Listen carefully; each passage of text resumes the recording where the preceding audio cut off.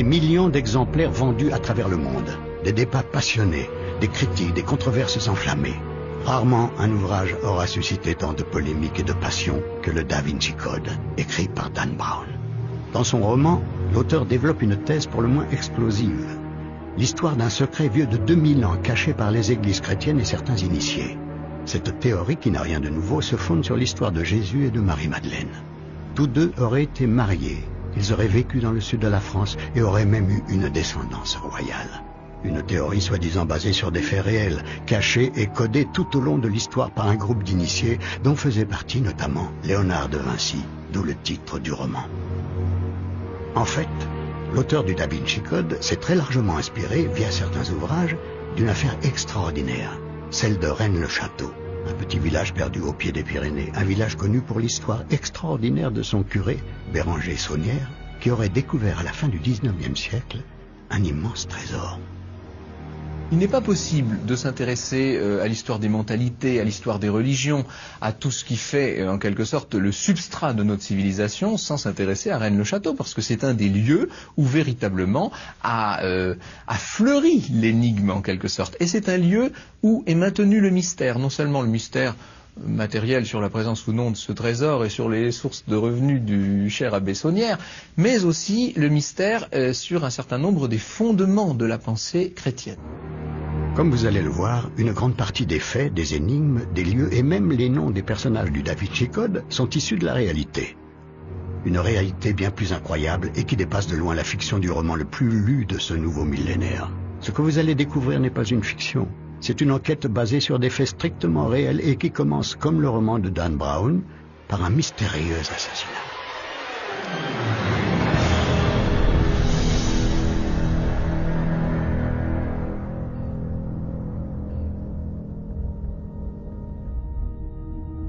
En 1897, dans la commune de Custosa.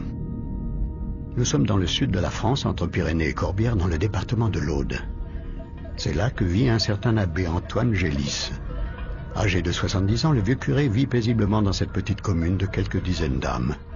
Antoine Gélis est respecté, mais les fidèles de sa paroisse ne sont guère élogieux à son égard. On le dit désagréable et acariâtre. Il est aussi très méfiant et plutôt nerveux. Il a, paraît-il, une peur maladive des intrus, et pour s'en protéger, l'abbé a pour habitude de se barricader dans sa maison, laissant les volets clos tout au long de l'année. Il va même jusqu'à installer une sorte d'alarme en accrochant derrière sa porte d'entrée une petite clochette. Malgré toutes ces précautions, dans la nuit du 31 octobre 1897, l'abbé Gélis va, pour la dernière fois, ouvrir la porte de son presbytère. Au matin du 1er novembre, les habitants vont faire une macabre et terrible découverte. Quand la première personne est rentrée chez Gélis, là ça a été l'horreur, hein. Ils l'ont trouvé mort, allongé sur le sol de sa cuisine. Les murs, paraît-il, étaient maculés de sang. Effectivement, d'après le rapport d'enquête daté de 1897, on note que les gendarmes ont relevé de véritables mares de sang un peu partout dans le presbytère. Un véritable carnage. Mais les enquêteurs ne vont pas mentionner que les traces d'une violence acharnée. Ils ont aussi relevé sur place des détails pour le moins étonnants. Ce qui est surprenant, c'est que Gélis a été retrouvé dans une position de gisant, au milieu de sa cuisine, allongé, baignant dans une mare de sang, et ce qui est surprenant, les mains sur la poitrine, comme lorsqu'on faisait à l'époque quand quelqu'un était décédé, il y avait une notion de respect. Et puis il y a eu un détail, alors ça qui interroge toujours, ça on peut pas en démordre, on ne sait pas pourquoi. Il y avait une feuille de papier à cigarette avec son paquet à côté, sur lequel était écrit une phrase, mal écrite paraît-il, probablement dans la précipitation, « Viva Angelina ». Étrange message. Les enquêteurs de l'époque chercheront vainement une certaine Angelina dans l'entourage de l'abbé, mais sans succès. Apparemment, il s'agirait plutôt d'un message codé. Quand on voit cette phrase, on s'aperçoit que ça veut dire, on trouve une phrase en hébreu qui voudrait dire « Je suis dans le jardin ». Alors ça, c'est extrêmement surprenant parce que c'est un message clair et on a du mal à penser que quelqu'un ait laissé ce message. Alors, est-ce que l'on peut faire un parallèle avec je dirais le Da Vinci Code, où on a Jacques Saunière qui est trouvé mort au Louvre. Il laisse des indices, dont une phrase écrite de son sang. Alors, bon, j'irai pas jusqu'à dire que c'est Gélis qui a écrit sur ce bout de papier Viva Angelina, parce que le pauvre homme, il est certain qu'il a eu la boîte crânienne défoncée, donc il était mort, mais quelqu'un a écrit ça volontairement.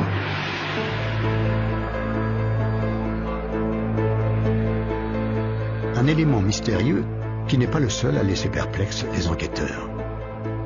Il fallait qu'il y ait un vrai mobile, une vraie raison pour en arriver à ça, quoi, hein. Surtout que si ça avait été un rôdeur, bon, il aurait pris tout l'argent qui traînait, puis les enquêteurs ont trouvé des sous en évidence, hein. Par la suite, on s'est aperçu que Gélis avait beaucoup d'argent caché un peu partout. Il faut savoir que si le soir où il a été assassiné, il a ouvert la porte, c'est que la personne, il la connaissait. Parce qu'il n'ouvrait pas à tout le monde. Manifestement, son assassin le connaissait. C'était pas un crime crapuleux, tout l'argent était là, rien ne manquait. Peut-être des papiers manquaient, ça c'est fort possible. Là, Gélis a été massacré parce qu'il semblerait que quelqu'un cherchait quelque chose de précis. Et il y a même une hypothèse qui dit qu'il aurait peut-être été torturé, c'est-à-dire qu'on voulait le faire parler. Et lorsque la police a vraiment commencé à enquêter, ils ont découvert dans des tiroirs des billets de banque qui étaient là. Donc le cambrioleur n'a pas manqué de les voir, ces billets. Il les a pas pris. Il y avait d'autres choses, des objets et autres qui n'ont jamais été volés. Donc on se rend très vite compte que le mobile du crime, c'est pas l'argent, c'est pas de voler de l'argent. Donc on n'est pas dans la notion du crime crapuleux, en tout cas pas dans le sens monétaire. Et la seule chose qui a été découverte, c'est une sacoche en cuir qui était fermée par des attaches plus ou moins en cuivre, comme ça se faisait à l'époque, qui a été arrachée, c'est-à-dire que les attaches ont été arrachées, et cette sacoche en cuir a été vidée. Alors, beaucoup de gens disent c'était probablement parce qu'il y avait des documents importants qui ont été volés. On peut aussi imaginer qu'il y avait des billets de banque, hein, mais ça tiendrait pas à la route, excusez-moi l'expression, mais pourquoi ? Parce que pourquoi prendre des billets de banque dans une sacoche et pas ceux des tiroirs et autres ? Alors que dans une sacoche, qui à l'époque, je vous rappelle, on appelait souvent ça un portefeuille d'ailleurs, hein. Donc portefeuille, on y mettait des documents que l'on vous gardait ou que vous voulez transporter avec soi toujours parce qu'on en avait besoin. Donc on peut imaginer que cette sacoche contenait des documents et c'est ce qu'ont pris, semble-t-il, les ou le cambrioleur. À ce jour, ce meurtre reste non résolu et la gendarmerie a depuis bien longtemps classé cette mystérieuse affaire. Une chose est pourtant presque certaine, l'abbé Gélis connaissait bien son assassin. Mais qui, dans l'entourage du vieux curé, aurait pu commettre un tel acte de barbarie ? Antoine Gélis connaissait bien et côtoyait régulièrement deux autres abbés, deux très étranges curés de campagne officiant à quelques kilomètres de là, l'abbé Boudet et l'abbé Béranger Saunière. Saunière, le nom de l'un des personnages clés du Da Vinci Code. Gélis était un intime de Béranger Saunière. C'était pas quelqu'un de très aimé, Gélis, dans son village. C'était un prêteur à gages, c'était un homme qui était méfiant, c'était pas un bon prêtre, il était pas très apprécié. Mais il fréquentait assidûment Saunière, de même que l'abbé Boudet. Il se retrouvait dans le coin Rolosé, ce coin dit des 4 Ritoux, les Ritoux en patois, ici c'est les curés, le coin des 4 curés, qui est à peu près à mi-chemin de leur paroisse. Ils se retrouvaient à cet endroit-là, ils emmenaient leur pique-nique et ils passaient des après-midi à discuter ensemble. Boudet, Gélis, Saunière, c'est le trio.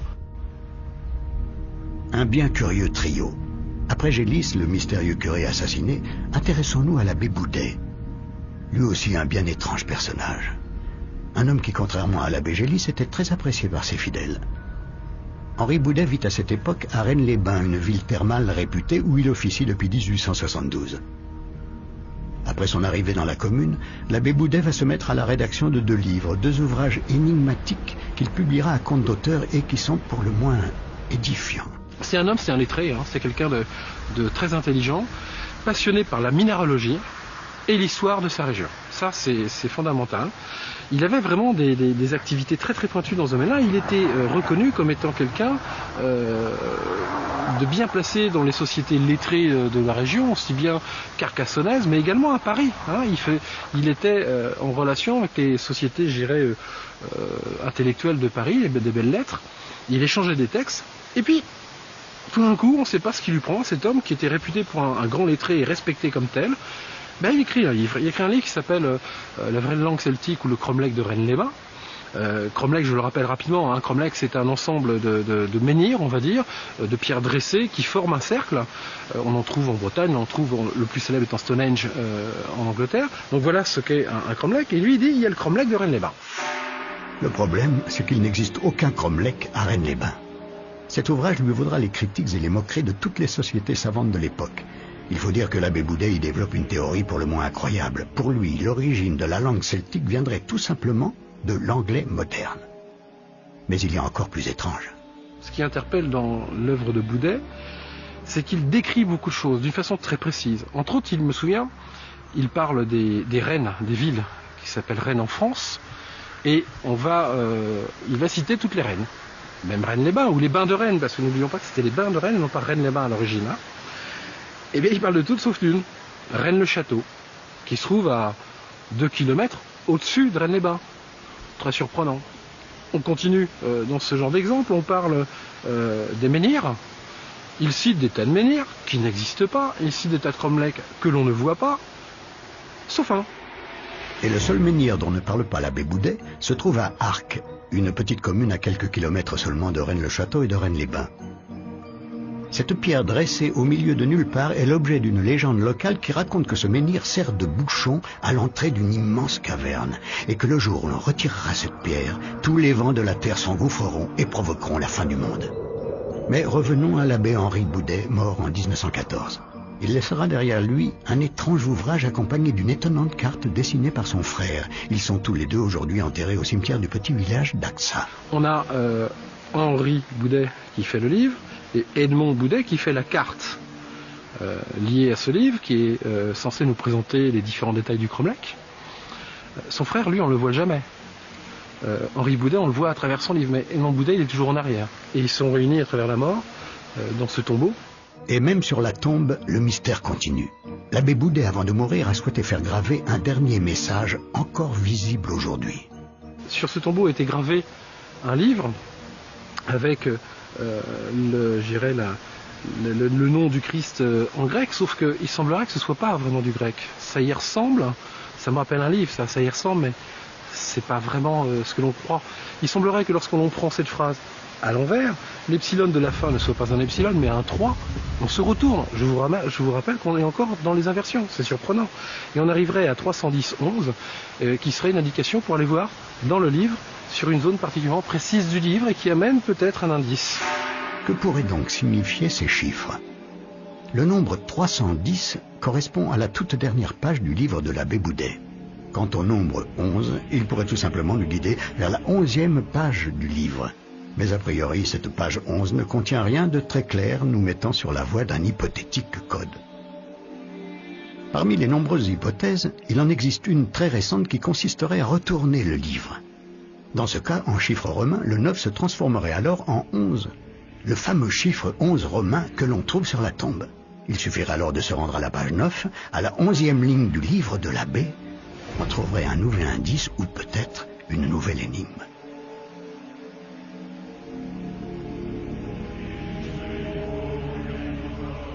Quelles que soient les hypothèses, il paraît donc très clair qu'Henri Boudet aurait volontairement tenté de nous laisser des énigmes.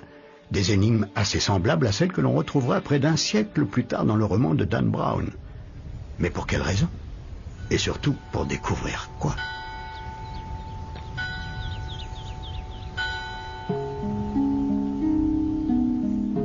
Deux simples curés de campagne et déjà deux histoires peu banales. Pourtant, le plus incroyable reste à venir. À peine à 3 km de Rennes-les-Bains vit à la même époque un autre homme d'église, probablement le plus énigmatique des trois. Il s'agit de l'abbé Saunière. Il vivait à Rennes-le-Château, le village étonnamment oublié par Henri Boudet dans son ouvrage sur les villes et villages portant le nom de Rennes.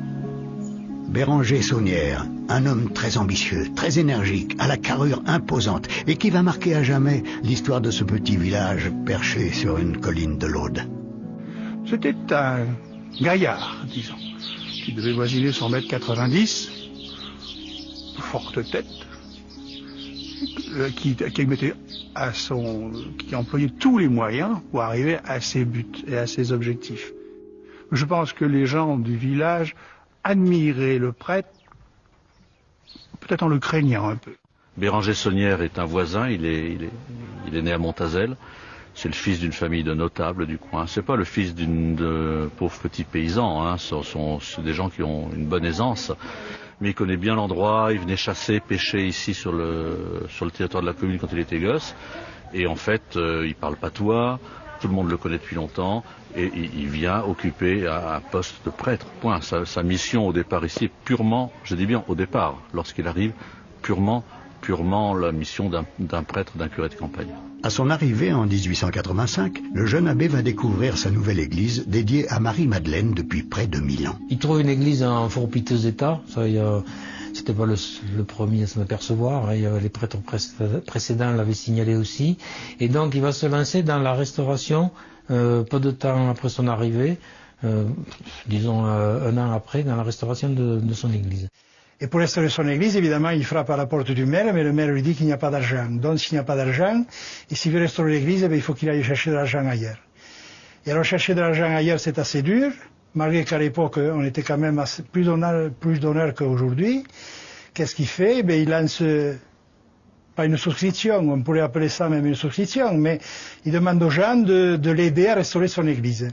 Lui-même va investir ses maigres économies, 600 francs il avait en montant, et donc il n'était pas fauché en arrivant ici.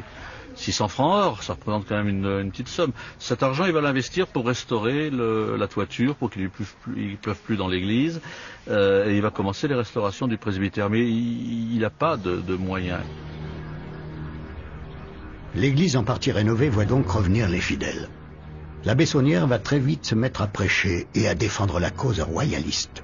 Ses discours enflammés pour motiver ses fidèles à voter contre les républicains de l'époque vont lui valoir une sanction sévère. L'abbé Saunière va devoir quitter le village de Rennes-le-Château durant quelques mois et va se voir privé de tout revenu. En attendant, il sera hébergé à Narbonne. 3 mois plus tard, la sanction levée, il reviendra à Rennes-le-Château. Et c'est au retour de Narbonne que tout va changer. Là, de Narbonne, il revient. Il était au petit séminaire comme répétiteur, et il revient avec une somme d'argent importante, 3000 francs, or toujours. Ça représentait à peu près 5 années de salaire du prêtre. Cet argent lui a été donné pour restaurer son église, et lui a été donné, si on le voit dans ses comptes, il le met, don de Madame la Comtesse de Chambord. Et c'est là que, à mon avis, tout démarre. C'est à partir de ce don de la Comtesse de Chambord. Qui était-elle? C'était la veuve de l'héritier au trône de France, qui aurait dû régner sous le nom d'Henri V, Chambord, mort quelques années auparavant. Et puis ce qui est très important, très intéressant, c'est que par ses liens familiaux, elle est reliée aux Habsbourg. C'est une proche parente de l'empereur d'Autriche. Donc la première fois qu'on donne de l'argent à Béranger Saunière, c'est pas n'importe qui lui donne. Aidé par ce trésor inespéré, l'abbé Saunière va immédiatement entamer des rénovations importantes dans son église. Et curieusement, il ne commencera pas par les travaux les plus urgents. La première chose donc qu'il fait, c'est bien la démolition du maître-autel. Ça, les gens de Rennes, qui ont disparu aujourd'hui, dont mon père se souvenait bien de l'année, d'ailleurs il le mentionne, c'est en 87 donc qui remplace l'antique maître-autel dont il donne une description. Il dit que c'est une pierre brute soutenue par 2 piliers dont un sculpté. Le fameux pilier sculpté qu'on retrouve par la suite devant l'église. Par le plus curieux des hasards, le choix de l'abbé Saunière de commencer ses travaux par le maître-autel va lui permettre de faire une première découverte. Dans un des 2 piliers, il y a ce qu'on appelle une ouverture, je dirais, un trou dans le sommet du pilier qui est découvert. Et là, il semblerait qu'il découvre probablement des reliques, des os, de ce genre de choses. C'était assez fréquent puisque quand une église était créée, et l'église était créée quand l'évêque venait de la bâtir, on insérait des reliques quelque part dans l'église, souvent c'était dans la première pierre, mais là ça a été fait dans le pilier pour pouvoir consacrer cette église au saint. Se pourrait-il que Béranger Saunière ait découvert des reliques ayant un lien avec Marie-Madeleine, l'église du village étant dédiée à la sainte depuis presque un millénaire?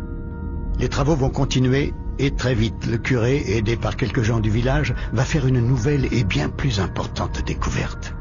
C'est-à-dire que mon arrière-grand-père dit que lorsque les maçons ont démoli, on suppose donc que c'est la chaire, il a vu dans un vieux balustre en bois une entaille qui s'était entrouverte et à l'intérieur il y avait une fiole, un rayon de soleil a fait un éclat lumineux, il a vu donc il y avait une petite fiole qui contenait un document.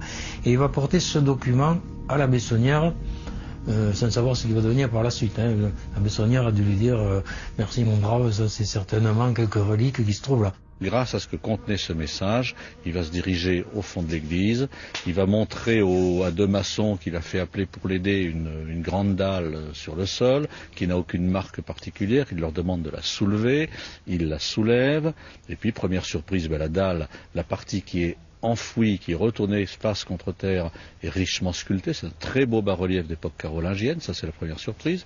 Deuxième surprise, dessous c'est une sépulture, il y a des gisants, il y a des morts qui sont là. Et Saunière, sans hésiter, à ce moment-là, descend, alors ça c'est le récit des deux témoins, hein. Il descend dans la sépulture et il remonte au bout de quelques instants avec une houle, c'est-à-dire une marmite pleine de pièces d'or et de bijoux. Il est un peu embarrassé d'avoir ses témoins, il essaye de leur faire croire que c'est des médailles de Lourdes sans valeur. Les gars ont bien vu qu'il s'agissait de louis d'or, il les congédie, ils vont casser la croûte au presbytère, il dit je vous rejoindrai. Il ne les rejoint pas pour déjeuner, et lorsqu'après le déjeuner ils se rendent à l'église, la porte est fermée. Et à travers la porte, il leur dit, j'ai plus besoin de vous, rentrez dans vos foyers, je dois en référer à mon évêque, c'est important ce qu'on a trouvé. Et à partir de ce moment-là, il va continuer ses fouilles tranquillement dans l'église, et le seul témoin qu'il y aura à partir de ce moment-là, c'est Marie Desnarnaud, sa blonde. Marie Desnarnaud, la jeune servante du curé, va non seulement être le témoin des futures découvertes de l'abbé, mais elle va également l'aider à creuser dans le cimetière. Il va fouiller dans le cimetière. Ça c'est formel, puisqu'en 1895, il a deux plaintes de la mairie, donc qui sont adressées à la préfecture et à l'évêché. Ils ne comprennent pas, les gens qui aimaient bien Saunière ne comprennent pas pourquoi il fait des choses pareilles, c'est-à-dire il fait des trous dans les cimetières, il déplace des tombes. Une attitude pas très catholique pour le curé du village. Et pourtant Béranger Saunière ira encore plus loin, puisque l'on peut voir encore aujourd'hui une stèle sur laquelle l'abbé aurait volontairement cherché à effacer certaines lettres ou endommager certaines parties. Saunière aurait donc suivi un véritable jeu de pistes à travers l'église, puis le cimetière, pour finalement découvrir quelques rouleaux de parchemin. Une véritable course au trésor pour quelques morceaux de papier. Pour l'abbé, bien sûr, ces documents indéchiffrables devaient obligatoirement contenir quelque chose de très important. On sent que ces documents, ou ces papiers, ou ces parchemins aient été le déclenchement de quelque chose dans la vie de Béranger Saunière. Béranger Saunière, encore à cette époque très respectueux de la hiérarchie religieuse et surtout incapable de traduire ces mystérieux documents, aurait alors décidé de s'en remettre à l'évêque de Carcassonne, Monseigneur Billard. L'évêque, ne pouvant faire traduire ces textes, aurait envoyé Béranger Saunière à Paris. Certains prétendent même que l'évêque lui-même aurait payé le voyage sur ses propres deniers. Il faut noter que de nombreux doutes subsistent sur ce voyage parisien de Saunière. Je pense qu'il s'est certainement rendu à Paris au cours de ses déplacements qu'il faisait régulièrement. Il s'absentait souvent, hein. Mais on n'en a pas de preuves formelles. Le voyage à Paris, moi personnellement je suis pas opposé. J'ai pas d'éléments, sauf ce plan qui quand même est un faisceau de présomption qui fait que l'on peut penser que Saunière ait pu aller à Paris. Récemment, on a retrouvé dans les affaires de l'abbé un plan détaillé de la capitale. Et sur ce plan, on peut apercevoir deux marques en forme de croix dont l'une a été rajoutée, probablement par l'abbé Saunière. Le quartier indiqué par ce repère se situe non loin de l'une des plus anciennes églises de Paris, l'église Saint-Sulpice. Saunière serait monté et aurait été à Saint-Sulpice. Là, on se rappelle que Saint-Sulpice est un élément très important dans le Da Vinci Code. Et là, on voit bien le lien entre ce roman et la véritable affaire de Rennes-le-Château. L'église Saint-Sulpice. C'est donc là que Saunière se serait rendu pour y faire traduire ces fameux documents. Il aurait été accueilli par l'abbé Biel, le directeur de Saint-Sulpice, et ce dernier l'aurait orienté vers son petit-neveu, Émile Hoffet, un jeune homme d'une vingtaine d'années passionné par la paléographie, la science des écritures anciennes. Saunière aurait donc séjourné à Saint-Sulpice et se serait probablement intéressé à l'une des nombreuses curiosités que compte le monument, à commencer par le gnomon. Le gnomon est une sorte d'obélisque monumental, traversé en son milieu par une ligne de cuivre. Un immense outil astronomique installé là pour déterminer précisément la date de Pâques et les équinoxes. Le fil de cuivre courant sur le sol de l'église serait une représentation concrète du fameux méridien de Paris. Rien de bien mystérieux dans cette grandiose horloge solaire, si ce n'est pour l'auteur du Da Vinci Code. Pourtant, il existe bien des énigmes à Saint-Sulpice, et notamment les gigantesques tableaux d'Émile Signol qui ont certainement intéressé l'abbé Saunière. Les tableaux d'Émile Signol, ce sont des tableaux au prime abord quand on les regarde, ce sont plus que des tableaux, ce sont carrément des fresques, puisque elles font au moins 5-6 mètres de haut, c'est quand même quelque chose de conséquent, énorme. Il y en a 4 qui sont dans les transepts de l'église, il y en a 2 de part et d'autre. Quand on commence à regarder d'une façon plus précise, il y a quelque chose déjà qui étonne sur certains, c'est qu'on s'aperçoit que lorsqu'il écrit Signol, je rappelle l'orthographe rapidement, S-I-G-N-O-L, le N sur certains tableaux est inversé. C'est-à-dire qu'il est écrit d'une façon inverse des autres. Et ce qui est surprenant, c'est qu'en général, il y a un tableau signé Signol avec un N inversé. Celui d'en face, qui est aussi un tableau de Signol signé Signol, le N est normal. Et quand on va de l'autre côté du transept, on a la même chose, mais là aussi inversé. Et j'ai un de mes amis qui m'a fait remarquer une chose que je n'avais pas vue parce que je suis pas très grand, mais lui, il avait des moyens optiques, il va pu me faire voir. Sur le haut du tableau, où d'habitude, sur la crucifixion, on voit Jésus de Nazareth, roi des Juifs. Là, c'est écrit entièrement en hébreu, en latin et en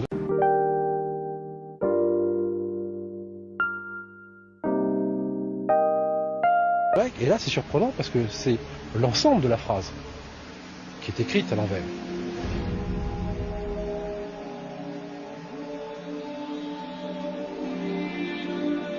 Là, ça pose question. Pourquoi cet homme, Signol, qui a fait ses fresques, a écrit entre autres cette phrase à l'envers, mais a signé en inversant son N? Je vous rappelle d'ailleurs que le N inversé, on le retrouve à Rennes-le-Château, sur l'ancienne tombe de Saunière, où c'était marqué I-N-R-I. Je vous passe le commentaire de ce que ça veut dire, vous le savez tous, mais le N est inversé. Il n'y a pas qu'ici des N inversés. Mais maintenant, la question se pose, c'est que veut dire ce N inversé? Pourquoi un peintre comme Signol signe de deux façons différentes 4 tableaux? Sachant que il n'était pas idiot, ce monsieur Signol. Il savait écrire. Donc son N inversé, il l'a fait consciemment. La question c'est pourquoi? L'abbé Saunière connaissait-il les clés de cette nouvelle énigme? Toujours est-il que notre abbé aurait profité de son séjour parisien pour visiter l'un des lieux les plus importants du Da Vinci Code, le musée du Louvre. Il serait tombé sous le charme de la célèbre Joconde de Léonard de Vinci, un tableau codé d'après le roman de Dan Brown. Mais c'est un autre chef-d'œuvre pictural qui intéressa sûrement beaucoup plus l'abbé Saunière. Les bergers d'Arcadie de Nicolas Poussin, un tableau que l'on retrouve gravé à l'envers dans le centre de l'Angleterre, dans le parc de Shugborough. Le tableau, comme la gravure qu'aurait ramené l'abbé Saunière de Paris, représente 3 bergers et une femme trop richement vêtue pour être une bergère, autour d'un sarcophage de pierre où l'on peut lire l'inscription latine « Et in Arcadia ego », que l'on peut traduire par « Moi aussi, j'ai vécu en Arcadie ». Le hasard veut qu'à quelques kilomètres de Rennes-le-Château, l'on trouve la commune d'Arcas, désormais appelée Arques. C'est là que l'on pouvait encore voir il y a quelques années un tombeau et un paysage très similaire à celui du tableau de Poussin. Mais ce n'est pas tout.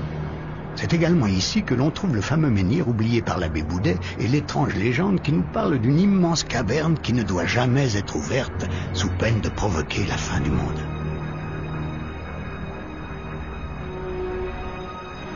Après son séjour parisien, l'abbé Saunière aurait regagné son village perdu de l'Aude, avec dans ses bagages une reproduction du tableau de Nicolas Poussin et probablement les fameux documents dont on ne sait s'ils ont pu être traduits.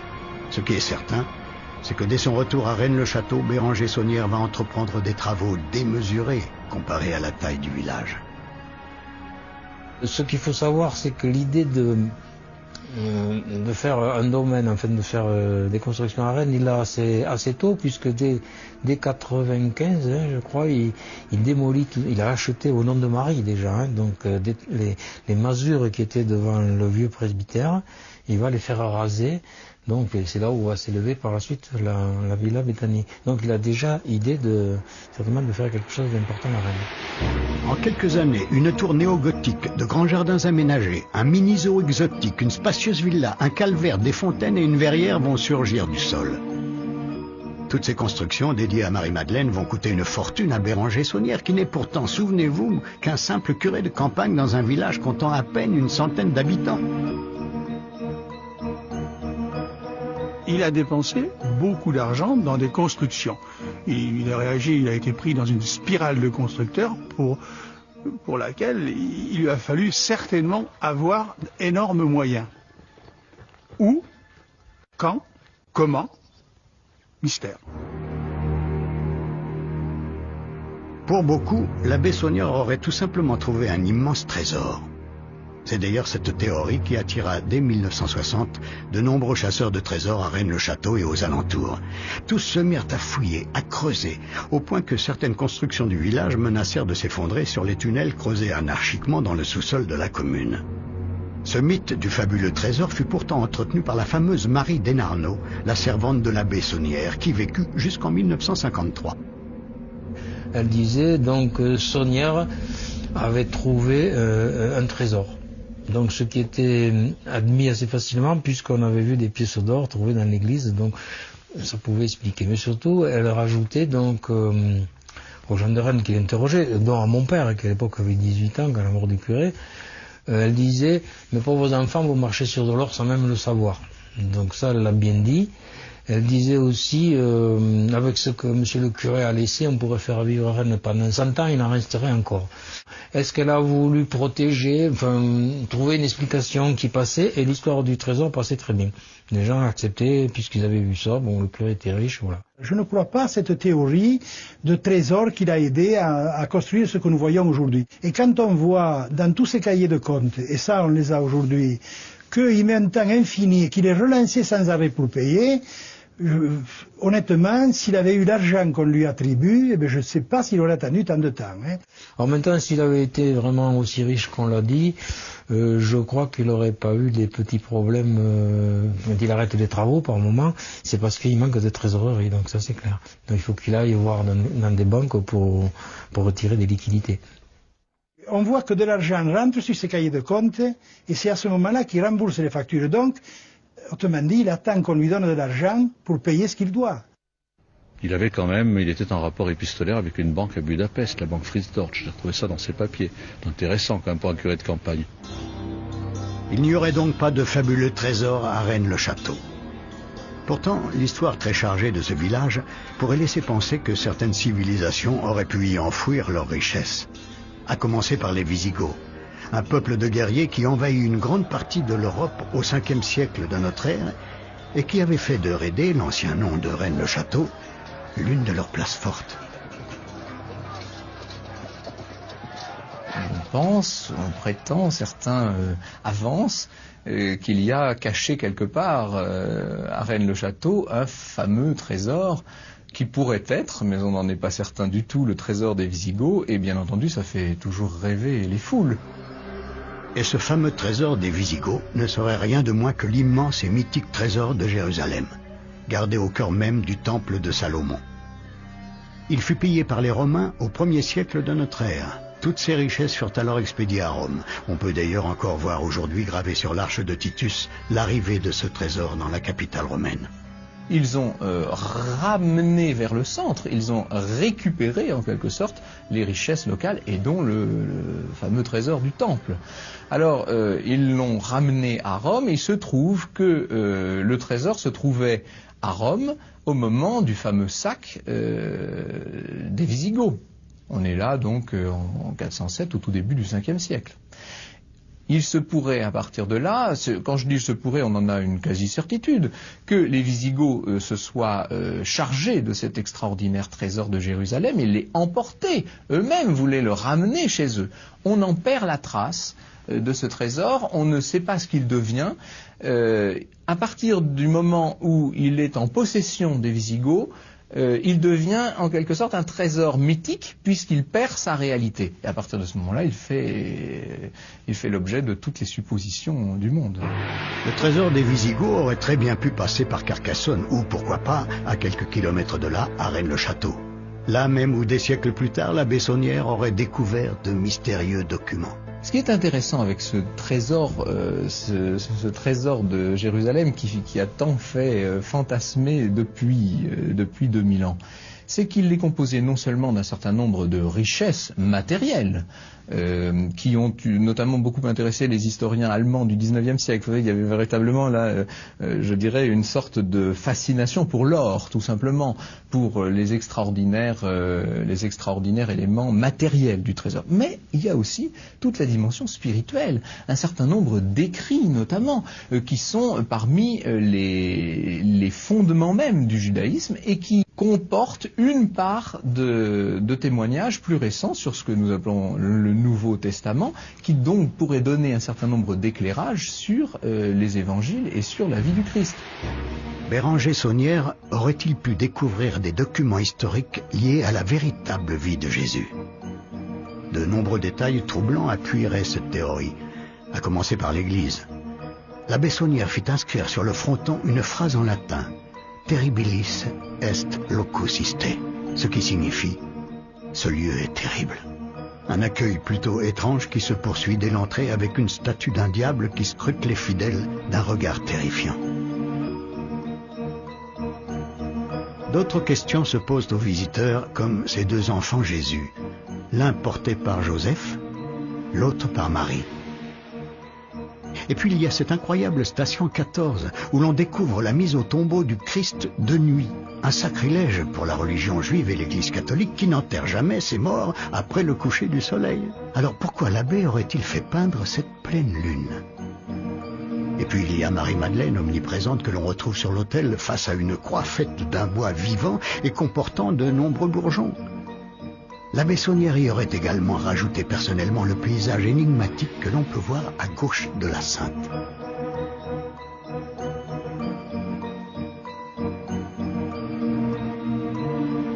Enfin, parmi les nombreux mystères que compterait l'Église, on peut noter que les 5 principales statues de saints portent des noms dont les initiales formeraient le nom mythique du Graal. Alors, pur hasard ou volonté de coder son Église? Même les plus sceptiques se posent encore des questions. C'est vrai qu'il y a des statues qui prêtent à... On se demande pourquoi elles sont là. Il y en a quelques-unes. Il y a le bas-relief du fond de l'église est surprenant. Il est surprenant parce que une si petite église avec un bas-relief aussi large et aussi grand, on se demande pourquoi. Il faut quand même le reconnaître.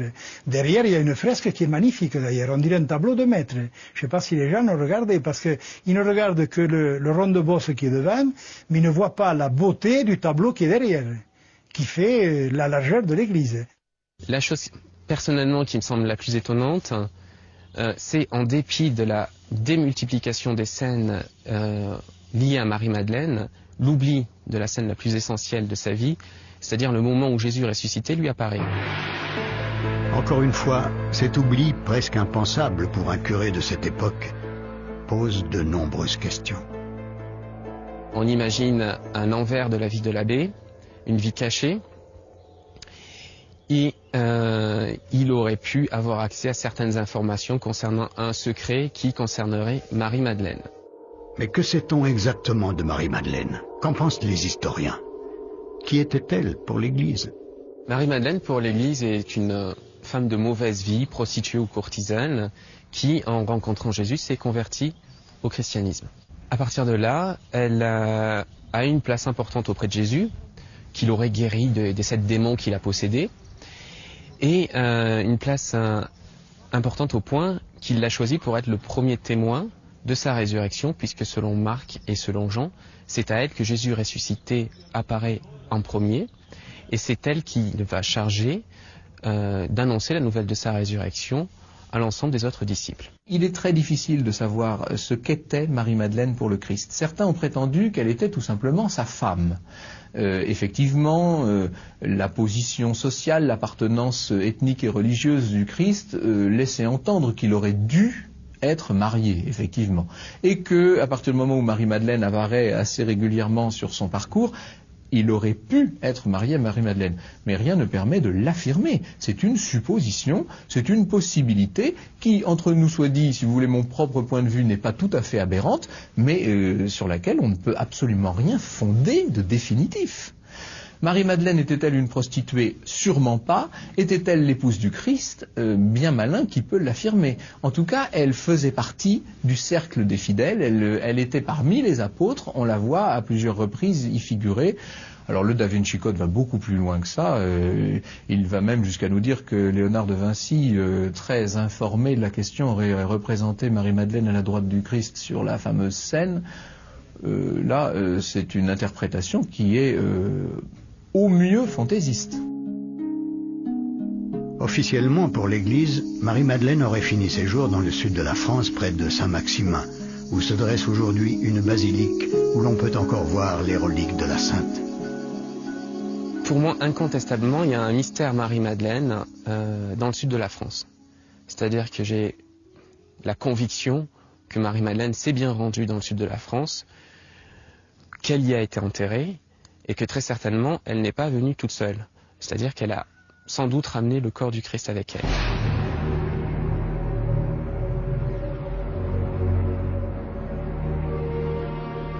De l'autre côté, il y a Saunière.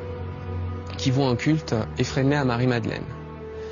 Il y a le fait qu'autour de lui, à cette époque-là, dans les environs de Rennes-le-Château, on a des gens qui appartiennent à l'église gnostique de Douanel et qui pensaient que Marie-Madeleine avait rapporté le corps du Christ en Gaule et l'avait caché à l'abri des hommes. On a le domaine de l'abbé qui, par certains côtés, par sa symbolique, se rattache au discours de ces milieux-là. La question qu'on peut se poser, est-ce que c'est une coïncidence, vu qu'on n'a aucun document qui avère de manière certaine que l'abbé Saunière ait fait des découvertes ou ait eu des rapports avec ces milieux, ou est-ce que les deux affaires sont liées? Personnellement, je ne vais pas me prononcer. Il apparaît cependant que le secret découvert par l'abbé Saunière était connu par quelques initiés qui ont, bien avant lui, codé cette explosive révélation. Se pourrait-il qu'aujourd'hui encore un petit nombre d'individus connaissent le contenu de ce secret? Le roman de Dan Brown parle d'un certain prieuré de Sion. Cette société secrète existe bien aujourd'hui, bien que ses statuts sous forme associative datent du milieu du XXe siècle. Nous avons rencontré celui qui se dit être aujourd'hui le secrétaire général du prieuré de Sion, Gino Sandri, qui a bien voulu nous donner son sentiment sur le Da Vinci Code, mais qui, vous allez le voir, fut embarrassé par certaines questions. Alors, le Da Vinci Code fait une description du prieuré de Sion qui est romanesque et qui n'a strictement aucun rapport avec la réalité. Je pense notamment au rituel qui est décrit et qui en aucune manière est un rituel du prieuré de Sion. Des fois les gardiens d'un grand secret? Je ne répondrai pas à cette question. Une attitude qui entretient encore un peu plus le mystère sur cette incroyable affaire. L'affaire de Rennes-le-Château, ce minuscule village qui a vu passer depuis près de 50 ans de très nombreuses personnalités.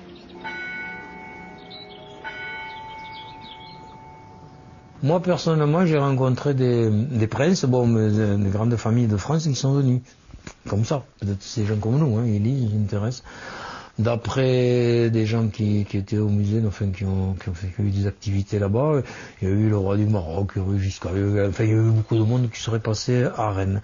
Il y a des personnalités, dernièrement, l'année dernière, le grand maître de l'ordre de Malte, qui a donc rang de chef d'État. Moi, ce que je peux quand même confirmer, c'est qu'effectivement, il y a la noblesse qui vient à Rennes. Bon, la noblesse, c'est un peu comme nous, peut-être, ils lisent des livres et... Il y en a une famille qui m'a beaucoup intrigué, je ne dirais pas son nom, parce qu'elle semblait avoir des renseignements précis là-dessus. Ça, c'est vrai, de grandes familles, donc qui ont laissé leur signature et tout d'ailleurs, et qui m'ont dit des choses assez intéressantes que j'ai pris peut-être, pour vrai, notamment sur le fameux tableau de Poussin. Mais il n'y a pas que les rois ou les princes qui soient passés par Rennes-le-Château. On y a aussi croisé quelques hommes politiques. Le plus marquant, c'est François Mitterrand. Bon, maintenant, il faut savoir que François Mitterrand, lorsqu'il est venu à Rennes-le-Château, n'était pas encore président de la République. Il était candidat. Il était en campagne électorale et à la suite d'un banquet qui a été donné dans les environs, petite promenade digestive et on l'a emmené visiter Rennes-le-Château. Il est certain que j'imagine que sa suite, sa petite cour, connaissant ses goûts prononcés pour l'ésotérisme, ont préféré l'emmener dire bonjour au diable de l'église de Rennes-le-Château plutôt que de lui faire escalader les pans d'un quelconque château cathare. C'est sûr que ça devait lui plaire beaucoup plus. Une question se pose cependant. Pourquoi un candidat à la présidence de la République française est venu se perdre dans cet endroit du bout du monde à seulement 3 mois d'une élection aussi importante? Encore une énigme qu'aurait pu remarquer l'auteur du Da Vinci Code, qui lui aussi s'est rendu à Rennes-le-Château. Dan Brown est venu en 98 ou 99 je crois ici. Je ne savais pas que c'était Dan Brown, nous avons discuté et tout. Je ne savais pas qu'il allait faire ce best-seller à 15 millions d'exemplaires. Il apparaît donc clairement que le Da Vinci Code est un roman presque totalement inspiré par l'incroyable histoire de Rennes-le-Château et de son curé, l'abbé Béranger Saunière. Il a disparu un soir du mois de janvier 1917. Avant de mourir, on dit qu'il se confessa à l'abbé Rivière, qui, horrifié par ce qu'il venait d'entendre, lui refusa l'absolution. Béranger Saunière repose aujourd'hui au cœur de son domaine, mais il n'a peut-être pas emporté tous ses secrets dans sa tombe. Tout ce qu'il nous a laissé, tout ce qu'il aurait codé est encore visible à Rennes-le-Château et pourrait permettre à chacun de découvrir son véritable trésor, ou son terrifiant secret. Mon intime conviction, c'est qu'on a largement dépassé le cadre d'une recherche de trésors en espèces sonnantes et trébuchantes, et que le véritable intérêt de cette histoire, c'est qu'il y a un véritable mystère. Saunière, ça j'en suis intimement convaincu, a été mandaté pour retrouver des documents explosifs, entre guillemets. Il en a pris connaissance, comme aurait fait tout un chacun. Il a peut-être même fait des copies. C'est peut-être ce qui était dans ce fameux tiroir qu'il a demandé à Marie Desnarnaud de détruire après sa mort, parce qu'elle a brûlé des papiers après la mort de Saunière. Il en a pris connaissance, et on voit très bien, vous savez, quand on le suit, moi je l'ai suivi un peu pas à pas. Non seulement j'habitais dans sa maison, mais je me suis imbibé du personnage, de ses écrits, de ses lettres. On a des brouillons, c'est sur un même sujet, il faisait 3 lettres différentes, il défendait son point de vue de différentes manières, il tenait un journal, et on se rend très bien compte qu'à partir du moment où il semble qu'il ait trouvé quelque chose, son attitude change. C'est un homme qui, de jovial, devient renfermé, devient méfiant, ne fréquente plus les gens du village et vit dans sa villa derrière les volets fermés. Donc il a trouvé quelque chose, il a promis le secret. En échange, on l'a payé. Le secret, il le tient, il ne le révèle pas. Mais en même temps, dans ses constructions, dans la décoration de l'église, dans la construction du domaine, il y a tellement de coïncidences, de choses bizarres et curieuses, qu'on a l'impression qu'il essaye, par-delà la mort, désespérément de faire comprendre quelque chose à ceux qui sont capables de comprendre ou qui sont capables d'assumer la nouvelle. Si c'était quelque chose de déstabilisant pour l'église, une version légèrement différente de celle qui nous a toujours été présentée, c'est un prêtre de conviction qui tombe dessus. Béranger Saunière était un prêtre qui avait la vocation. Mettez-vous à sa place. Il se dit, qu'est-ce que je fais? Au nom de la vérité, je révèle ça et je déstabilise la foi, les croyances de millions de gens, de petites gens pour qui cette religion est le seul secours dans la vie. Est-ce que j'ai le droit de faire ça?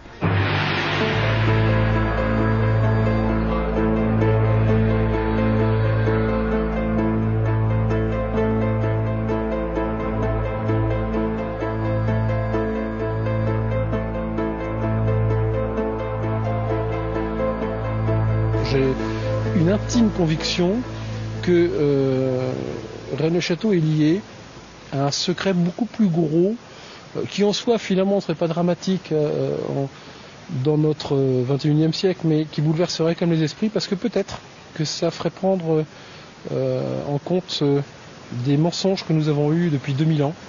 C'est quelque chose de difficile, parce que finalement on était peut-être très très très loin de la religion que Jésus voulait prêcher, et que Saunière a peut-être trouvé la religion de Jésus, peut-être pas celle de l'Église de Rome.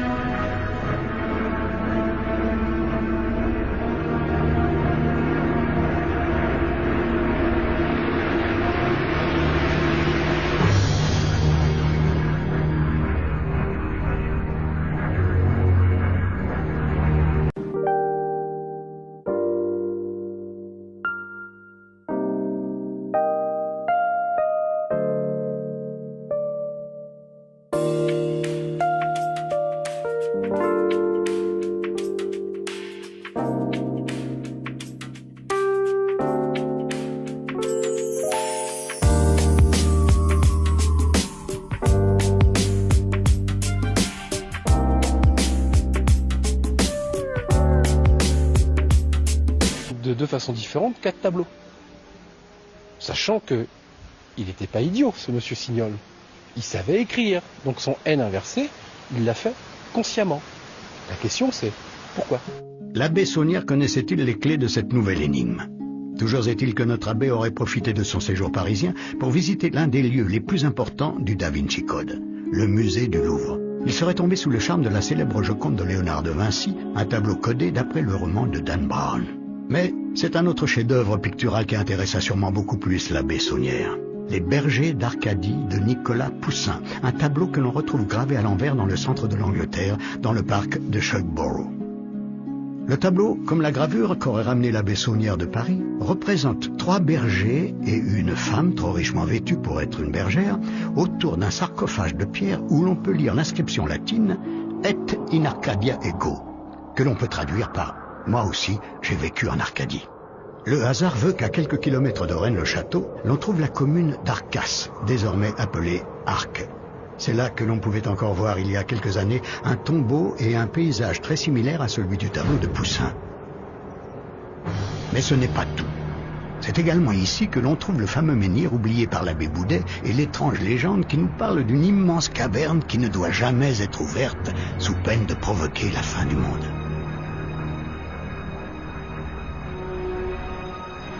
Après son séjour parisien, l'abbé Saunière aurait regagné son village perdu de l'Aude, avec dans ses bagages une reproduction du tableau de Nicolas Poussin et probablement les fameux documents dont on ne sait s'ils ont pu être traduits.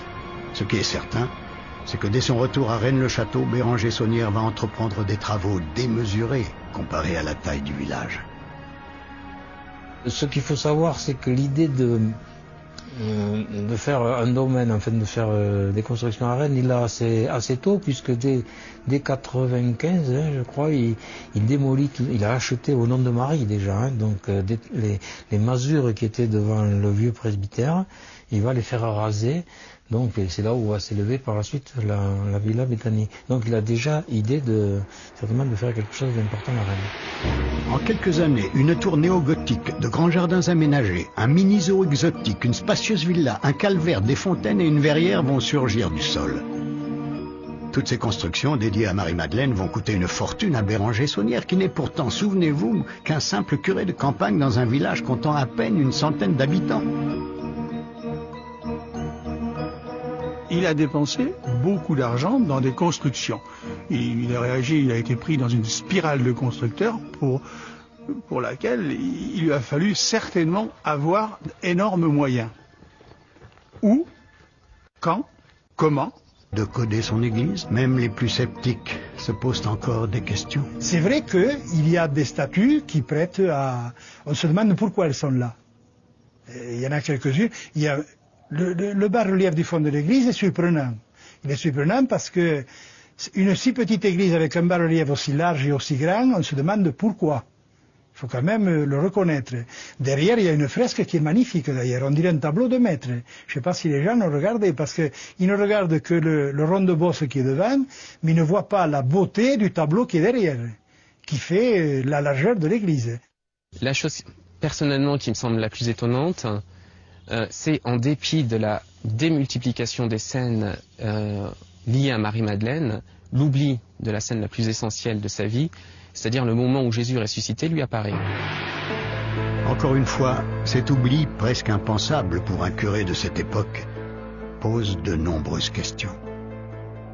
On imagine un envers de la vie de l'abbé, une vie cachée, et il aurait pu avoir accès à certaines informations concernant un secret qui concernerait Marie-Madeleine. Mais que sait-on exactement de Marie-Madeleine? Qu'en pensent les historiens? Qui était-elle pour l'Église? Marie-Madeleine pour l'Église est une femme de mauvaise vie, prostituée ou courtisane, qui, en rencontrant Jésus, s'est convertie au christianisme.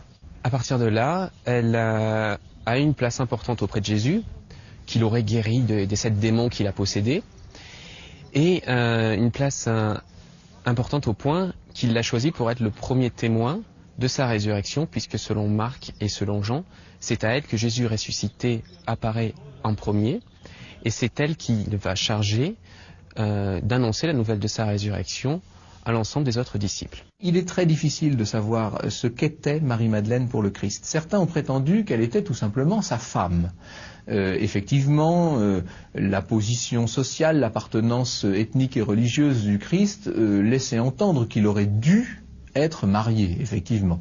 Et que, à partir du moment où Marie-Madeleine apparaît assez régulièrement sur son parcours, il aurait pu être marié à Marie-Madeleine. Mais rien ne permet de l'affirmer. C'est une supposition, c'est une possibilité qui, entre nous soit dit, si vous voulez, mon propre point de vue n'est pas tout à fait aberrante, mais sur laquelle on ne peut absolument rien fonder de définitif.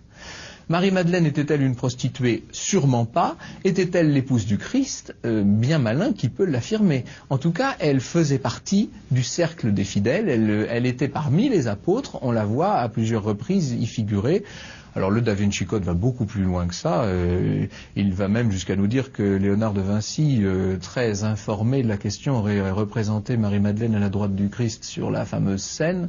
Général du prieuré de Sion, Gino Sandri, qui a bien voulu nous donner son sentiment sur le Da Vinci Code, mais qui, vous allez le voir, fut embarrassé par certaines questions.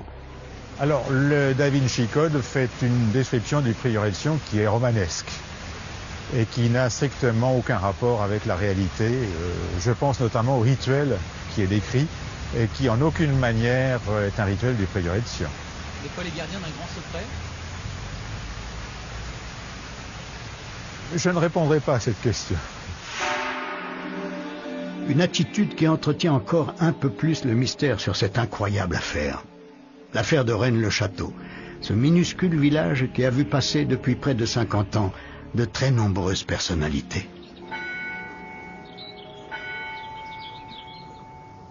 Moi, personnellement, j'ai rencontré des princes, des grandes familles de France qui sont venus. Comme ça, peut-être ces gens comme nous, ils lisent, ils s'intéressent.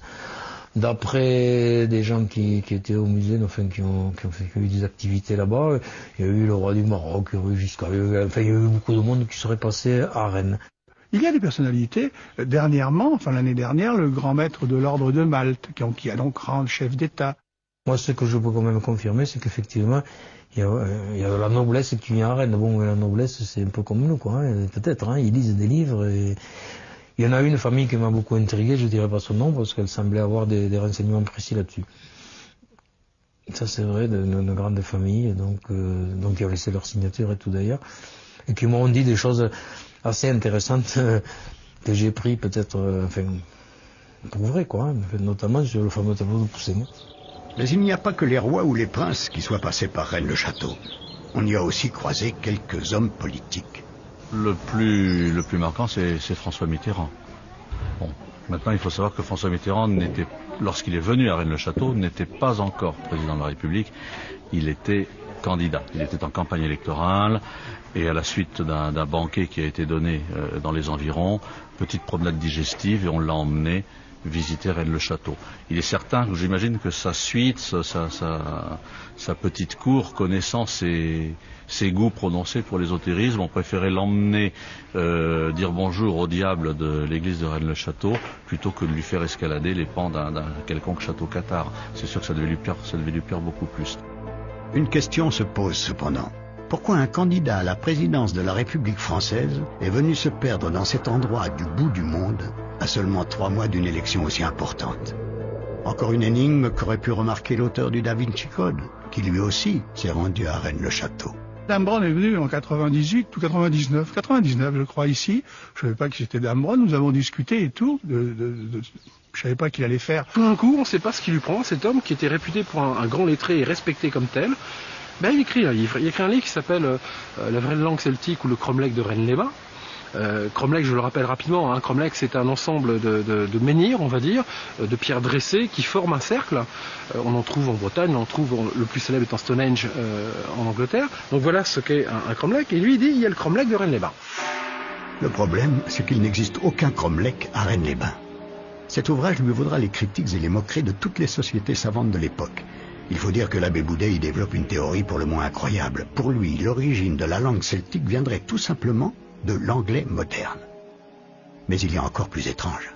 Ce qui interpelle dans l'œuvre de Boudet, c'est qu'il décrit beaucoup de choses d'une façon très précise. Entre autres, il me souvient, il parle des reines, des villes qui s'appellent Rennes en France, Et il va citer toutes les Rennes. Même Rennes-les-Bains, ou les Bains de Rennes, parce que n'oublions pas que c'était les Bains de Rennes, non pas Rennes-les-Bains à l'origine. Hein. Et bien il parle de toutes sauf d'une, Rennes-le-Château, qui se trouve à 2 km au-dessus de Rennes-les-Bains. Très surprenant. On continue dans ce genre d'exemple, on parle des menhirs. Il cite des tas de menhirs qui n'existent pas, il cite des tas de cromlechs que l'on ne voit pas, sauf un. Et le seul menhir dont ne parle pas l'abbé Boudet se trouve à Arques, une petite commune à quelques kilomètres seulement de Rennes-le-Château et de Rennes-les-Bains. Cette pierre dressée au milieu de nulle part est l'objet d'une légende locale qui raconte que ce menhir sert de bouchon à l'entrée d'une immense caverne et que le jour où l'on retirera cette pierre, tous les vents de la terre s'engouffreront et provoqueront la fin du monde. Mais revenons à l'abbé Henri Boudet, mort en 1914. Il laissera derrière lui un étrange ouvrage accompagné d'une étonnante carte dessinée par son frère. Ils sont tous les deux aujourd'hui enterrés au cimetière du petit village d'Axa. On a Henri Boudet qui fait le livre et Edmond Boudet qui fait la carte liée à ce livre qui est censé nous présenter les différents détails du cromlech. Son frère, lui, on ne le voit jamais. Henri Boudet, on le voit à travers son livre, mais Edmond Boudet, il est toujours en arrière. Et ils sont réunis à travers la mort dans ce tombeau. Et même sur la tombe, le mystère continue. L'abbé Boudet, avant de mourir, a souhaité faire graver un dernier message encore visible aujourd'hui. Sur ce tombeau a été gravé un livre avec le nom du Christ en grec, sauf qu'il semblerait que ce ne soit pas vraiment du grec. Ça y ressemble, ça me rappelle un livre, ça y ressemble, mais c'est pas vraiment ce que l'on croit.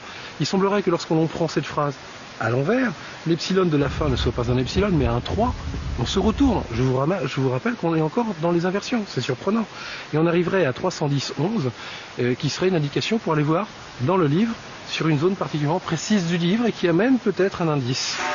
Que pourraient donc signifier ces saunières de Paris? Représentent 3 bergers et une femme trop richement vêtue pour être une bergère autour d'un sarcophage de pierre où l'on peut lire l'inscription latine « Et in Arcadia ego », que l'on peut traduire par « Moi aussi, j'ai vécu en Arcadie ».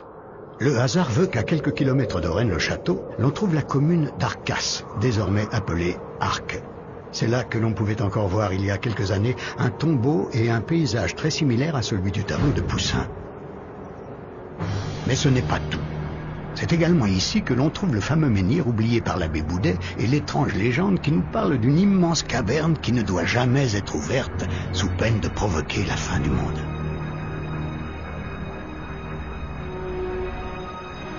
Après son séjour parisien, l'abbé Saunière aurait regagné son village perdu de l'Aude, avec dans ses bagages une reproduction du tableau de Nicolas Poussin et probablement les fameux documents dont on ne sait s'ils ont pu être traduits. Ce qui est certain, c'est que dès son retour à Rennes-le-Château, Béranger Saunière va entreprendre des travaux démesurés comparés à la taille du village. Ce qu'il faut savoir, c'est que l'idée de faire un domaine, en fait, de faire des constructions à Rennes, il l'a assez tôt, puisque dès 95, je crois, il démolit, il a acheté au nom de Marie déjà, donc les masures qui étaient devant le vieux presbytère, il va les faire raser. Donc c'est là où va s'élever par la suite la Villa Béthanie. Donc il a déjà idée certainement de faire quelque chose d'important à Rennes. En quelques années, une tour néo-gothique, de grands jardins aménagés, un mini-zoo exotique, une spacieuse villa, un calvaire, des fontaines et une verrière vont surgir du sol. Toutes ces constructions dédiées à Marie-Madeleine vont coûter une fortune à Béranger Saunière, qui n'est pourtant, souvenez-vous, qu'un simple curé de campagne dans un village comptant à peine une centaine d'habitants. Il a dépensé beaucoup d'argent dans des constructions. Il a été pris dans une spirale de constructeurs pour laquelle il lui a fallu certainement avoir d'énormes moyens. Où, quand, comment, mystère. Pour beaucoup, l'abbé Saunière aurait tout simplement trouvé un immense trésor. C'est d'ailleurs cette théorie qui attira dès 1960 de nombreux chasseurs de trésors à Rennes-le-Château et aux alentours. Tous se mirent à fouiller, à creuser, au point que certaines constructions du village menacèrent de s'effondrer sur les tunnels creusés anarchiquement dans le sous-sol de la commune. Ce mythe du fabuleux trésor fut pourtant entretenu par la fameuse Marie Desnarnaud, la servante de l'abbé Saunière, qui vécut jusqu'en 1953. Elle disait donc que Saunière avait trouvé un trésor. Donc ce qui était admis assez facilement puisqu'on avait vu des pièces d'or trouvées dans l'église. Donc honnêtement, s'il avait eu l'argent qu'on lui attribue, je ne sais pas s'il aurait attendu tant de temps. Alors maintenant, s'il avait été vraiment aussi riche qu'on l'a dit, je crois qu'il n'aurait pas eu des petits problèmes quand il arrête les travaux par moment. C'est parce qu'il manque de trésorerie, donc ça c'est clair. Donc il faut qu'il aille voir dans des banques pour retirer des liquidités. On voit que de l'argent rentre sur ses cahiers de compte et c'est à ce moment-là qu'il rembourse les factures. Donc, autrement dit, il attend qu'on lui donne de l'argent pour payer ce qu'il doit. Il était en rapport épistolaire avec une banque à Budapest, la banque Fritz Dorsch. J'ai retrouvé ça dans ses papiers. Intéressant quand même pour un curé de campagne.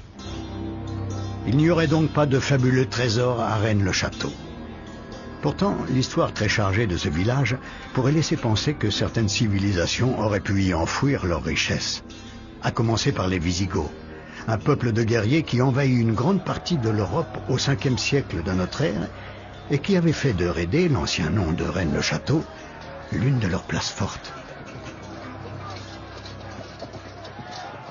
On prétend, certains avancent qu'il y a caché quelque part à Rennes-le-Château un fameux trésor qui pourrait être, mais on n'en est pas certain du tout, le trésor des Visigoths, et bien entendu ça fait toujours rêver les foules. Et ce fameux trésor des Visigoths ne serait rien de moins que l'immense et mythique trésor de Jérusalem, gardé au cœur même du temple de Salomon. Il fut pillé par les Romains au 1er siècle de notre ère. Toutes ces richesses furent alors expédiées à Rome. On peut d'ailleurs encore voir aujourd'hui gravé sur l'arche de Titus l'arrivée de ce trésor dans la capitale romaine.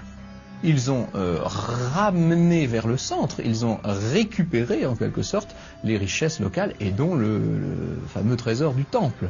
Alors ils l'ont ramené à Rome et il se trouve que le trésor se trouvait à Rome au moment du fameux sac des Visigoths.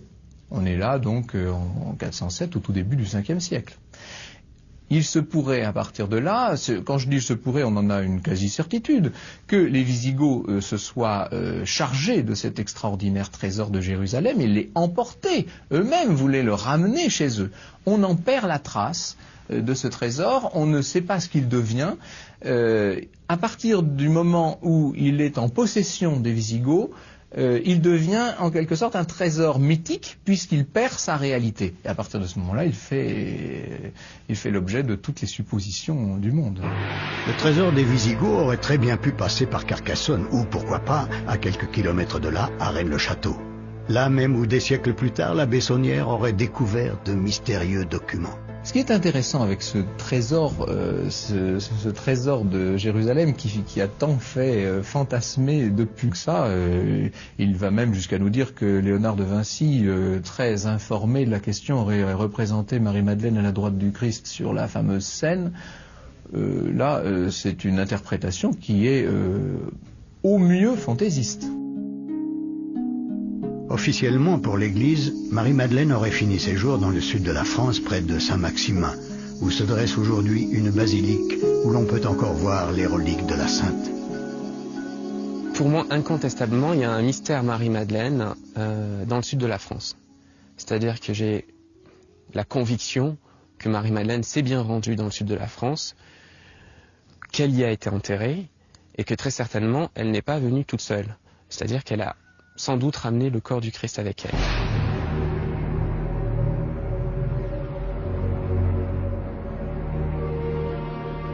De l'autre côté, il y a Saunière, qui voue un culte effréné à Marie-Madeleine. Il y a le fait qu'autour de lui, à cette époque-là, dans les environs de Rennes-le-Château, on a des gens qui appartiennent à l'église gnostique de Douanel et qui pensaient que Marie-Madeleine avait rapporté le corps du Christ en Gaule et l'avait caché à l'abri des hommes. On a le domaine de l'abbé qui, par certains côtés, par sa symbolique, se rattache au discours de ces milieux-là. La question qu'on peut se poser, est-ce que c'est une coïncidence, vu qu'on n'a aucun document qui avère de manière certaine que l'abbé Saunière ait fait des découvertes ou ait eu des rapports avec ces milieux, ou est-ce que les deux affaires sont liées? Personnellement, je ne vais pas me prononcer. Il apparaît cependant que le secret découvert par l'abbé Saunière était connu par quelques initiés qui ont, bien avant lui, codé cette explosive révélation. Se pourrait-il qu'aujourd'hui encore un petit nombre d'individus connaissent le contenu de ce secret? Le roman de Dan Brown parle d'un certain prieuré de Sion. Cette société secrète existe bien aujourd'hui, bien que ses statuts sous forme associative datent du milieu du XXe siècle. Nous avons rencontré celui qui se dit être aujourd'hui le secrétaire général du prieuré de Sion, Gino Sandri, qui a bien voulu nous donner son sentiment sur le Da Vinci Code, mais qui, vous allez le voir, fut embarrassé par certaines questions. Alors, le Da Vinci Code fait une description du prieuré de Sion qui est romanesque et qui n'a strictement aucun rapport avec la réalité. Je pense notamment au rituel qui est décrit et qui en aucune manière est un rituel du prieuré de Sion. Des fois les gardiens d'un grand secret? Je ne répondrai pas à cette question. Une attitude qui entretient encore un peu plus le mystère sur cette incroyable affaire. L'affaire de Rennes-le-Château, ce minuscule village qui a vu passer depuis près de 50 ans de très nombreuses personnalités. Dû pour y faire traduire ces fameux documents. Il aurait été accueilli par l'abbé Biel, le directeur de Saint-Sulpice, et ce dernier l'aurait orienté vers son petit-neveu, Émile Hoffet, un jeune homme d'une vingtaine d'années passionné par la paléographie, la science des écritures anciennes. Saunière aurait donc séjourné à Saint-Sulpice et se serait probablement intéressé à l'une des nombreuses curiosités que compte le monument, à commencer par le gnomon. Le gnomon est une sorte d'obélisque monumental, traversé en son milieu par une ligne de cuivre. Un immense outil astronomique installé là pour déterminer précisément la date de Pâques et les équinoxes. Le fil de cuivre courant sur le sol de l'église serait une représentation concrète du fameux méridien de Paris. Rien de bien mystérieux dans cette grandiose horloge solaire, si ce n'est pour l'auteur du Da Vinci Code. Pourtant, il existe bien des énigmes à Saint-Sulpice, et notamment les gigantesques tableaux d'Émile Signol qui ont certainement intéressé l'abbé Saunière. Les tableaux d'Émile Signol, ce sont des tableaux, au prime abord, quand on les regarde, ce sont plus que des tableaux, ce sont carrément des fresques, puisque elles font, je sais pas, au moins 5-6 mètres de haut. C'est quand même quelque chose de conséquent, énorme. Il y en a 4 qui sont dans les transepts de l'église. Il y en a 2 de part et d'autre. Quand on commence à regarder d'une façon plus précise, il y a quelque chose déjà qui étonne sur certains, c'est qu'on s'aperçoit que lorsqu'il écrit Signol, je rappelle l'orthographe rapidement, S-I-G-N-O-L, eh bien le N sur certains tableaux est inversé.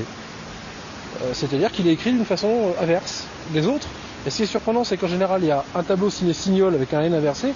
Celui d'en face, qui est aussi un tableau de Signol signé Signol, le N est normal. Et quand on va de l'autre côté du transept, on a la même chose, mais là aussi inversé. Et j'ai un de mes amis qui m'a fait remarquer une chose que je n'avais pas vue parce que je suis pas très grand, mais lui il avait des moyens optiques, il a pu me faire voir sur le haut du tableau où d'habitude sur la crucifixion on voit Jésus de Nazareth, roi des Juifs. Là c'est écrit entièrement en hébreu, en latin et en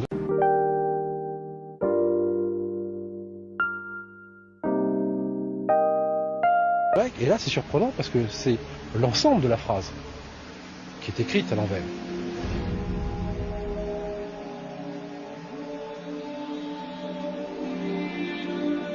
Là, ça pose question.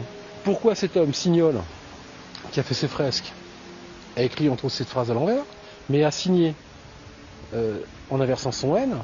Je vous rappelle d'ailleurs que le N inversé, on le retrouve à Rennes-le-Château, sur l'ancienne tombe de Saunière, où c'était marqué I-N-R-I.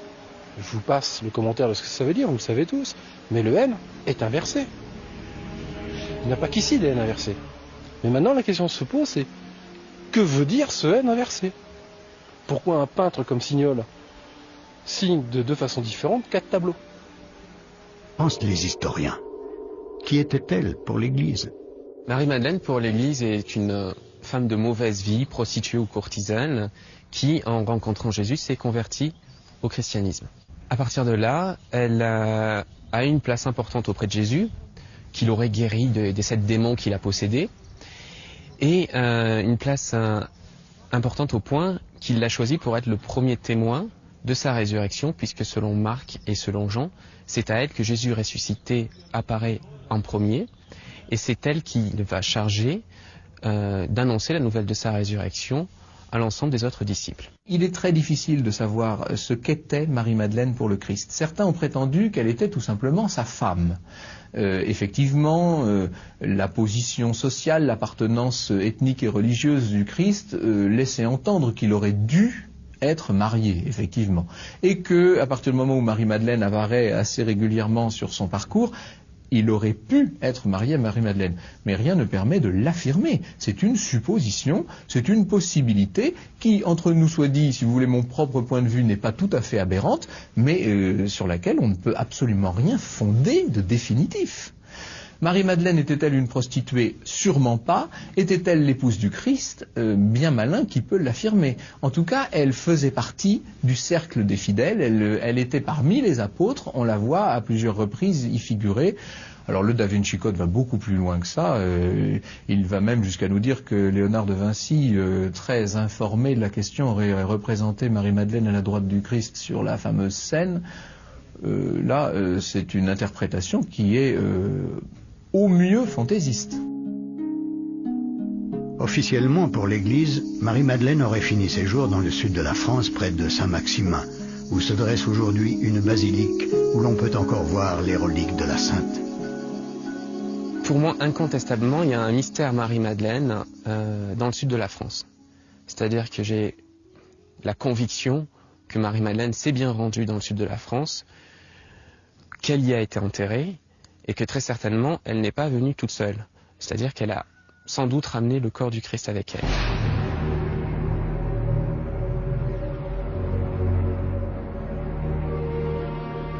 De l'autre côté, il y a Saunière, qui voue un culte effréné à Marie-Madeleine. Il y a le fait qu'autour de lui, à cette époque-là, dans les environs de Rennes-le-Château, on a des gens qui appartiennent à l'église gnostique de Douanel et qui pensaient que Marie-Madeleine avait rapporté le corps du Christ en Gaule et l'avait caché à l'abri des hommes. On a le domaine de l'abbé qui, par certains côtés, par sa symbolique, se rattache au discours de ces milieux-là. Le hasard veut qu'à quelques kilomètres de Rennes-le-Château, l'on trouve la commune d'Arcas, désormais appelée Arques. C'est là que l'on pouvait encore voir il y a quelques années un tombeau et un paysage très similaire à celui du tableau de Poussin. Mais ce n'est pas tout. C'est également ici que l'on trouve le fameux menhir oublié par l'abbé Boudet et l'étrange légende qui nous parle d'une immense caverne qui ne doit jamais être ouverte sous peine de provoquer la fin du monde.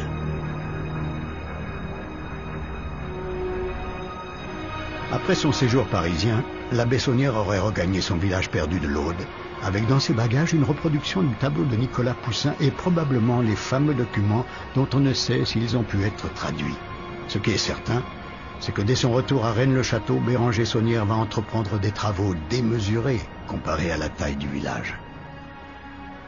Ce qu'il faut savoir, c'est que l'idée de faire un domaine, enfin de faire des constructions à Rennes, il l'a assez tôt, puisque dès 95, je crois, il démolit, il a acheté au nom de Marie déjà, donc les masures qui étaient devant le vieux presbytère, il va les faire raser. Donc c'est là où va s'élever par la suite la Villa Béthanie. Donc il a déjà idée certainement de faire quelque chose d'important à Rennes. En quelques années, une tour néo-gothique, de grands jardins aménagés, un mini-zoo exotique, une spacieuse villa, un calvaire, des fontaines et une verrière vont surgir du sol. Toutes ces constructions dédiées à Marie-Madeleine vont coûter une fortune à Béranger Saunière, qui n'est pourtant, souvenez-vous, qu'un simple curé de campagne dans un village comptant à peine une centaine d'habitants. Il a dépensé beaucoup d'argent dans des constructions. Il a réagi, il a été pris dans une spirale de constructeurs pour laquelle il lui a fallu certainement avoir d'énormes moyens. Où, quand, comment, mystère. Pour beaucoup, l'abbé Saunière aurait tout simplement trouvé un immense trésor. C'est d'ailleurs cette théorie qui attira dès 1960 de nombreux chasseurs de trésors à Rennes-le-Château et aux alentours. Tous se mirent à fouiller, à creuser, au point que certaines constructions du village menacèrent de s'effondrer sur les tunnels creusés anarchiquement dans le sous-sol de la commune. Ce mythe du fabuleux trésor fut pourtant entretenu par la fameuse Marie Desnarnaud, la servante de l'abbé Saunière, qui vécut jusqu'en 1953. Elle disait donc Saunière avait trouvé un trésor. Donc ce qui était admis assez facilement puisqu'on avait vu des pièces d'or trouvées dans l'église, donc ça pouvait expliquer. Mais surtout, elle rajoutait donc aux gens de Rennes qui l'interrogeaient, dont à mon père qui à l'époque avait 18 ans, quand la mort du curé, elle disait « Mes pauvres enfants, vous marchez sur de l'or sans même le savoir ». Donc ça, elle l'a bien dit. Elle disait aussi...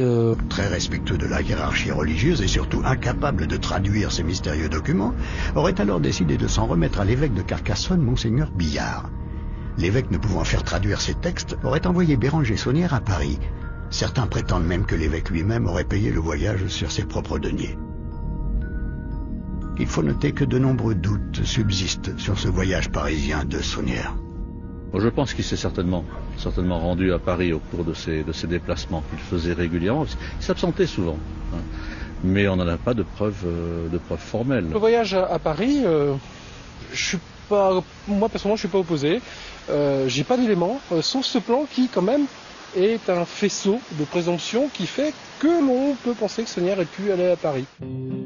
Récemment, on a retrouvé dans les affaires de l'abbé un plan détaillé de la capitale. Et sur ce plan, on peut apercevoir 2 marques en forme de croix dont l'une a été rajoutée, probablement par l'abbé Saunière. Le quartier indiqué par ce repère se situe non loin de l'une des plus anciennes églises de Paris, l'église Saint-Sulpice. Saunière serait monté, ça aurait été à Saint-Sulpice. Là, on se rappelle que Saint-Sulpice est un élément très important dans le Da Vinci Code. Et là, on voit bien le lien entre ce roman et la véritable affaire de Rennes-le-Château. L'église Saint-Sulpice. C'est donc là que Saunière se serait rendu pour y faire traduire ces fameux documents.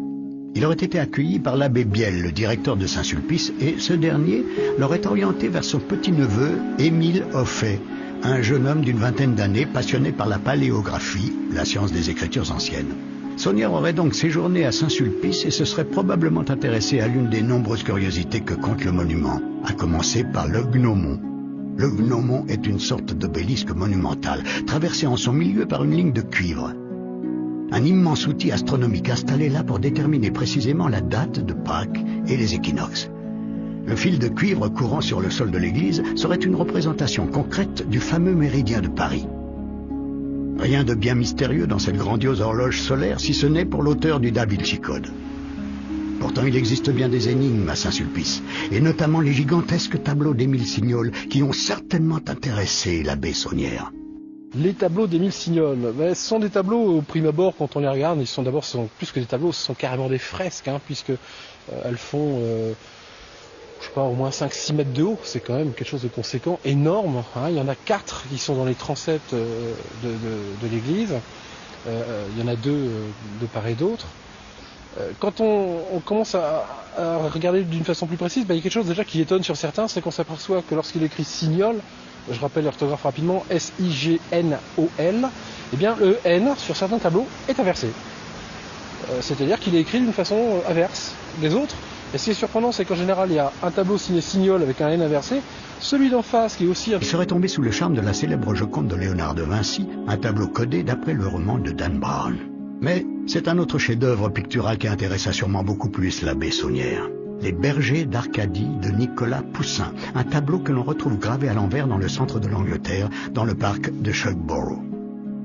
Le tableau, comme la gravure qu'aurait ramené l'abbé Saunière de Paris, représente 3 bergers et une femme trop richement vêtue pour être une bergère, autour d'un sarcophage de pierre où l'on peut lire l'inscription latine « Et in Arcadia ego », que l'on peut traduire par « Moi aussi, j'ai vécu en Arcadie ».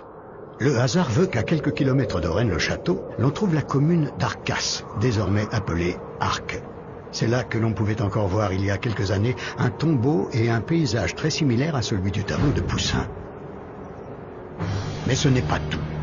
C'est également ici que l'on trouve le fameux menhir oublié par l'abbé Boudet et l'étrange légende qui nous parle d'une immense caverne qui ne doit jamais être ouverte sous peine de provoquer la fin du monde.